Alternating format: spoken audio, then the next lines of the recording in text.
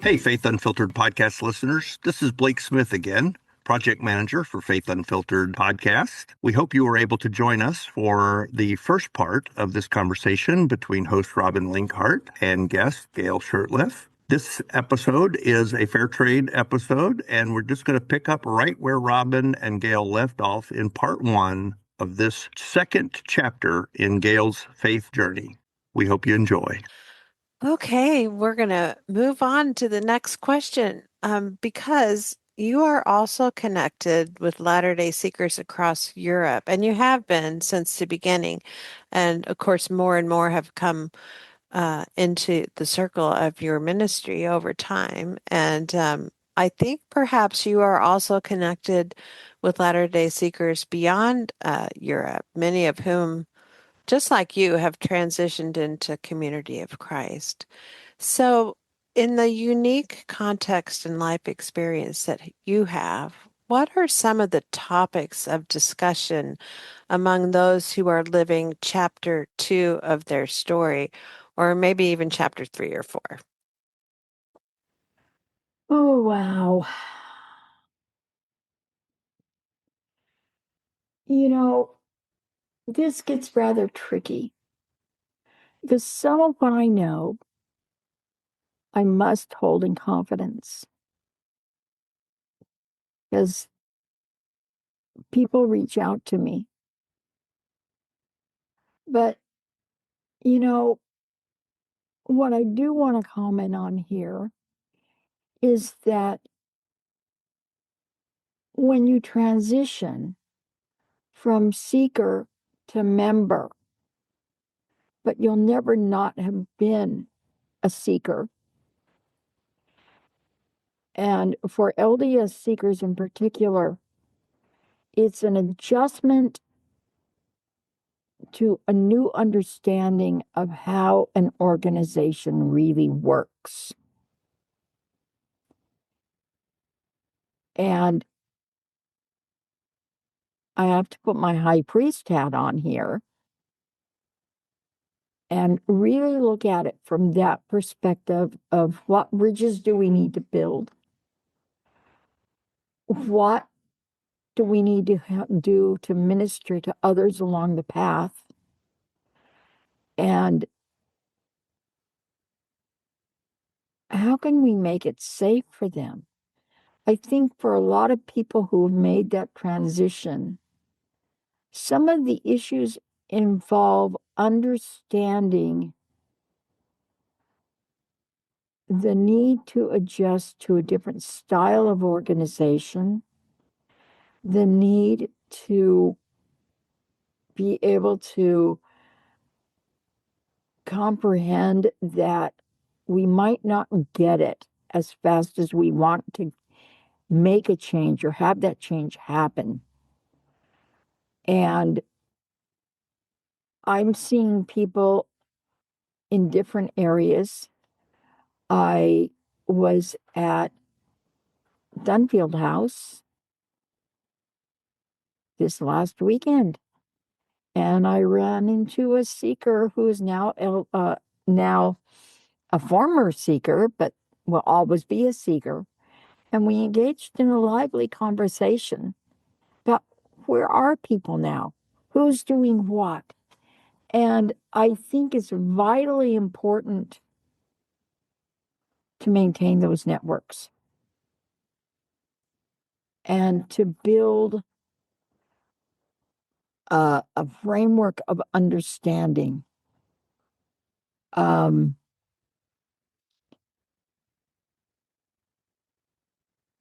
I know we're going to go other places, so I'll just hold off on other things and just respond in that way right now. Because I do ministry with people who are in actually the seeker process as well. So I'll hold on my conversation points for future questions. Okay, sounds good. So, any sage advice for a lifelong Community of Christ members who are also walking with seekers and other spiritual refugees? Sage advice. Well, yeah, I guess I have some. First off, understand that a couple of things are happening, especially with LDS seekers. Not so much with other types of seekers. Other types of seekers may have never been churched. That's a different question altogether. But for the LDS seekers, recognize for many of these people, when you're looking at LDS seekers, that it can be traumatic. Now, here's where my therapist hat has to come on. Normalize the experience. Don't put everything on hold when somebody appears to be in a state of trauma. Oh my gosh, X, Y, and Z just happened. And you want to stop everything you're doing and just cater in to whatever that is. Now, I might make some enemies by saying this. Don't feed the trauma.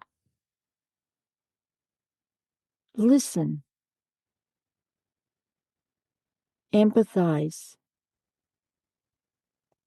and then state to them if it's at a time that is something else is going on. Let's find a quiet place for you and I to sit down and talk. Not right now, but in the future. I've come in contact with them and aware of seekers who have brought that type of trauma to the process. Don't think you have to fix it. You may not be able to. You may not be qualified to do it. Offer to work with them so that they find professional help. Offer to answer questions in a really calm way. Because, yes, questions need to be answered, but we need to try to pull, especially LDS seekers, out of what could be a dramatic situation. I'm not saying ignore the drama. What I'm saying is calm the drama. Give them a chance to know they're seen, they're heard. If they are not receiving full support from the congregations they meet with, then we need to find a way of helping them to get that support. And it's up to us to listen to the Spirit, listen in the silence, listen in the noise. That Spirit's voice is going to speak to us.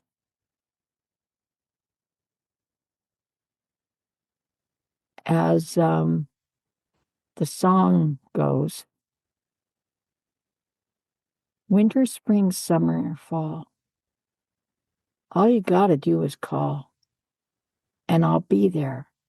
Yes, I will. You've got a friend. There is nothing quite like a friendship that is strong and legitimate to smooth the path for those who are in crisis, who are questioning everything they've known. And I mean everything. To make it all right, to question, to listen, and to connect them with people who are a little further down the path. who can reassure them, I've been where you are. It's okay. You can get through this. I will state, and this is not something I stated, I don't think I stated it in my original 1.0 podcast. I lost my family. I lost the majority of my friends that I hadn't lost because of my husband's suicide. I've had to rebuild a friendship base. And part of the reason I can do it is because I found friends here. But in my case, nobody panicked. People normalized what I was going through. We need to keep in mind that seekers may be making great sacrifices for coming into community of Christ.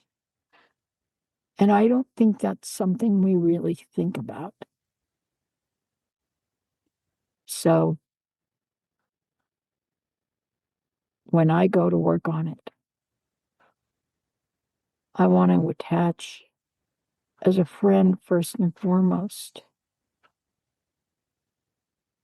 And I want to listen. Sometimes I've done a good job of it.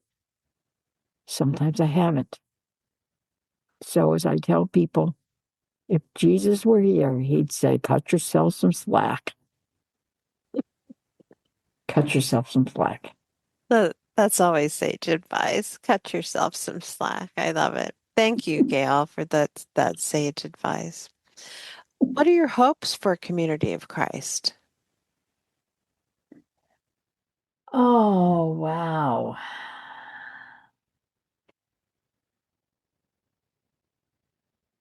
Okay.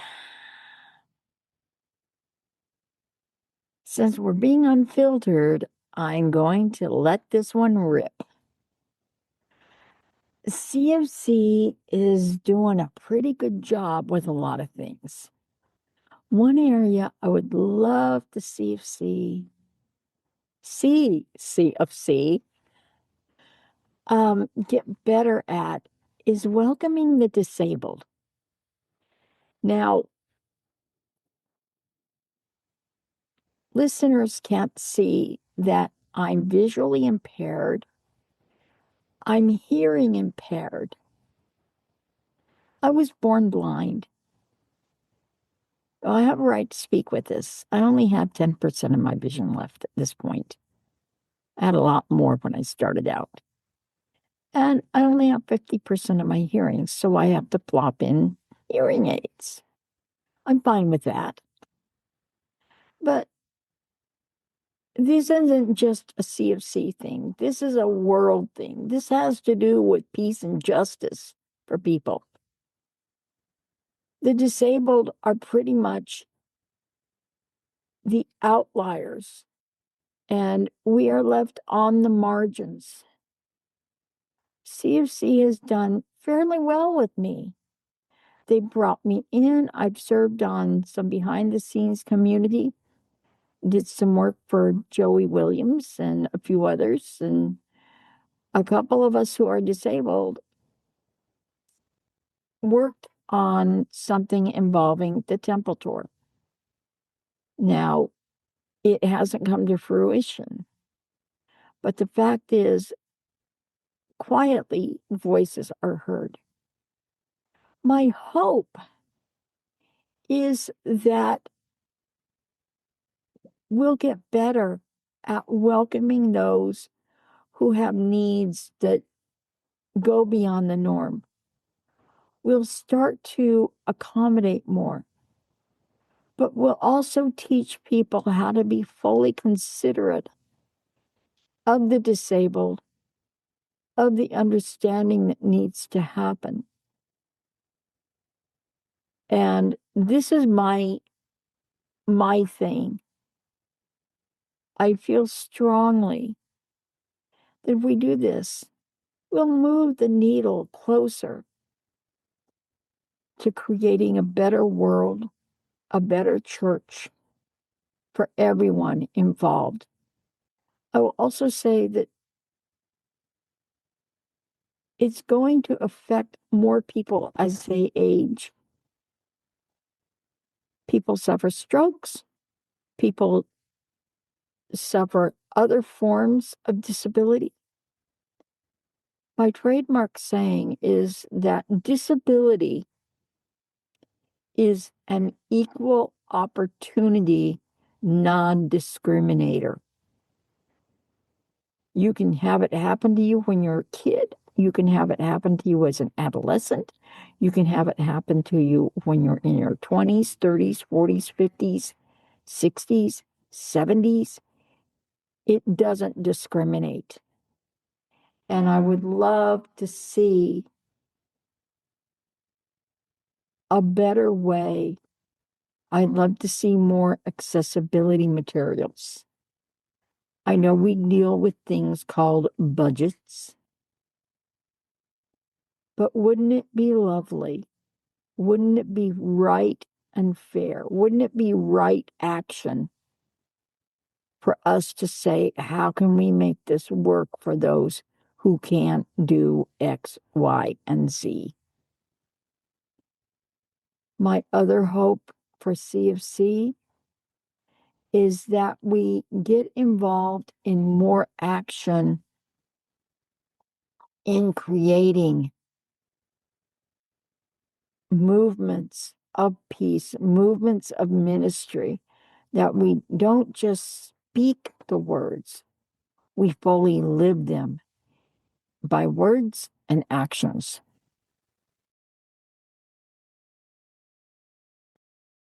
I love it. Those are both very, very powerful things.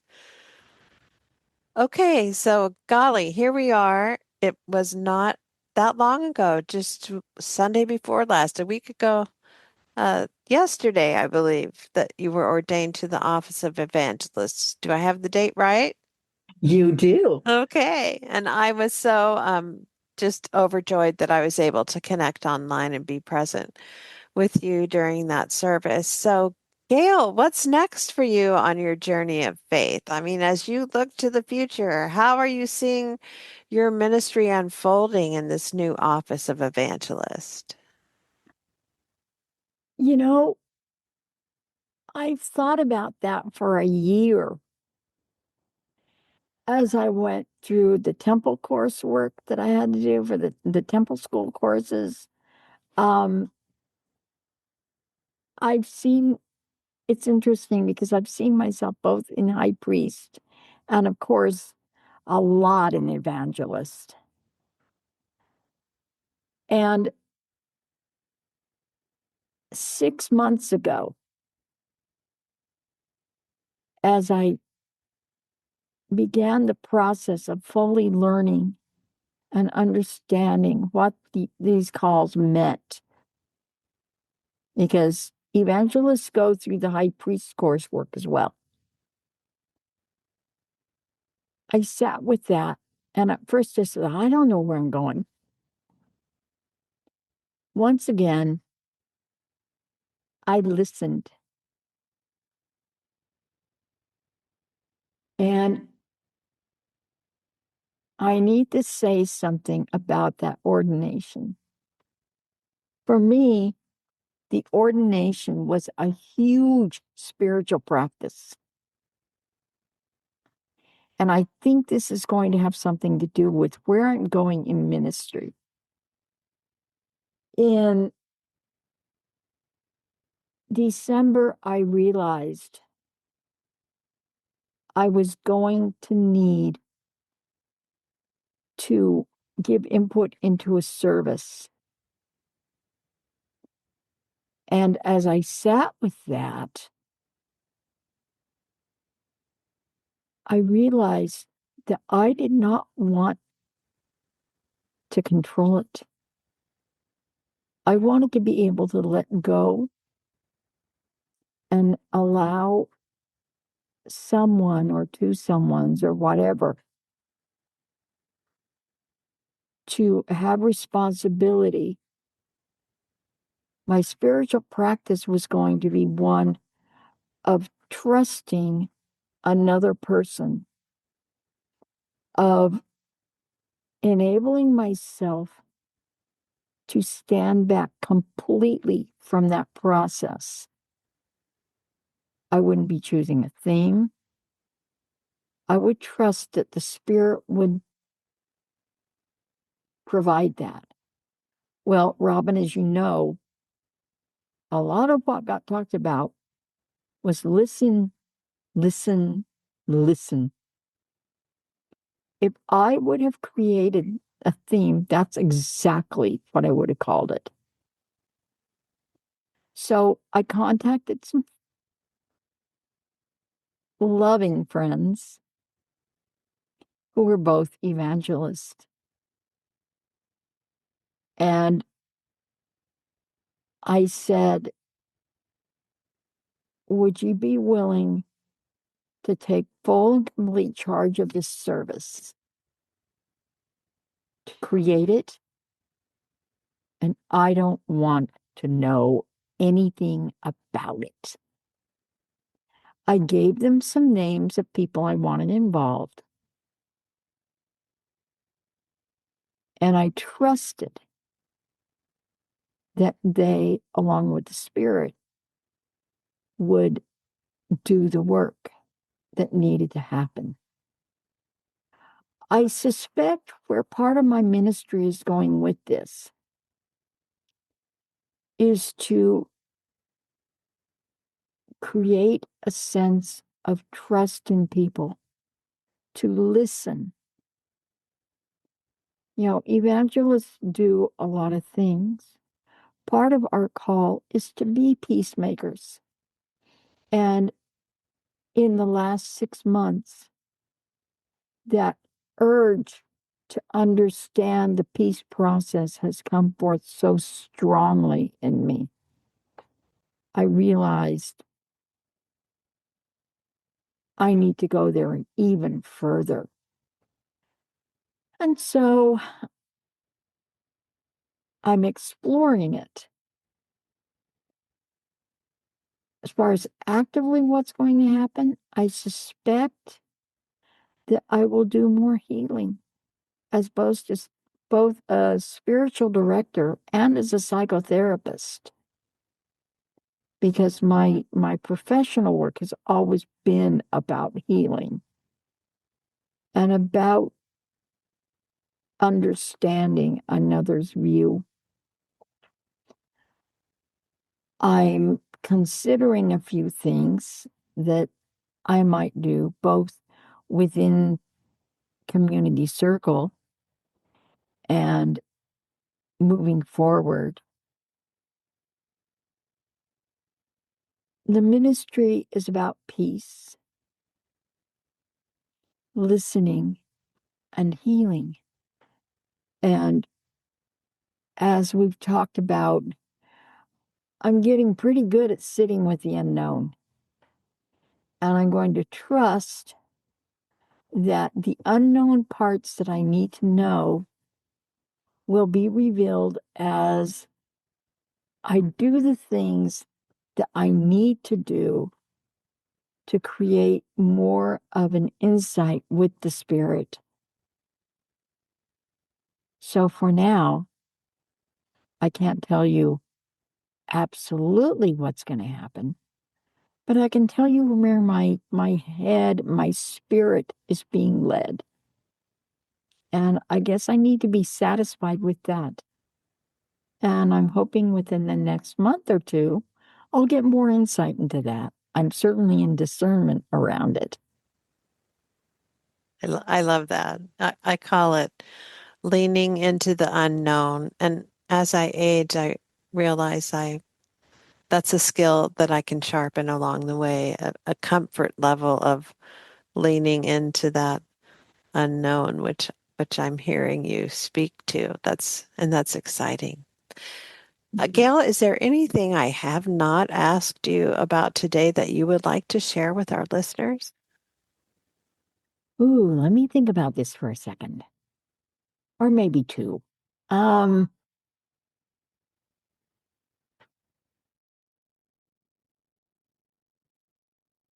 Yeah. I think we need to trust, no matter where we are, learn to trust that as humans, we can take ourselves so far. And then we have to do the trusting of leaning into that spirit, the trusting that says, God knows our name. God knows who we are. No matter whether we feel significant or insignificant, God knows who we are and God knows our heart. You know, when I came into CFC, I thought that I would just get a lot of the same old, and my life would go on the way it was. I came into CFC and I discovered that I have some really authentic friends here. I have some people who were willing to minister to me when I was in the first stages of recovering from John's suicide. They didn't understand it because very few people do. Actually, very few therapists fully understand the impact of what that does to a soul. But I found love and hope and ministry and the ability to trust that God was piloting this journey as I navigated down a new river. And there were times when I was on that boat navigating the river that I looked back and I said, wow, did I do that? I had to trust the river pilot to pilot me down that river. This is more of a point or a 2.01 realization than a 1.0. Trust that your journey will take you where you need to go. No matter if you've been a member of CFC for your entire life, whether you're coming into it, whether you're having questions, trust the Spirit. It will not lead you wrong. And for some people, that's a really hard thing to learn and to be receptive to. Thank you. Thank you for those. I want to circle back and share one of the very powerful things you said at the beginning. And it continues to echo in what you open up to us and bring illumination to on your journey. Early on, you said, take time to heal. Lay it all on the floor. This makes you better able to journey and open up new pathways of understandings about God and what God might have me know. And then that word listen. Listen in the silence. Listen in the noise. Listen for the sound of the Spirit's voice. Thank you so much for being with us today, Gail. It has been a complete joy and honor to spend time with you and to hear your continuing story with Community of Christ. Thank you. And a very special thanks to all of you, our listeners, for spending a portion of your day with us. If you would like to hear more from courageous people willing to share the candid stories of their faith journey and what brought them to Community of Christ, check out our Fair Trade series on faithunfilteredpodcast.org, or you can click on the link listed in today's show notes. And that will take you to all of our Fair Trade episodes. We will also include a special link to take you to Gail's Chapter 1 story. This is your host, Robin Linkhart, and you are listening to Faith Unfiltered podcast. Go out and make the world a better place. Take good care. Bye-bye.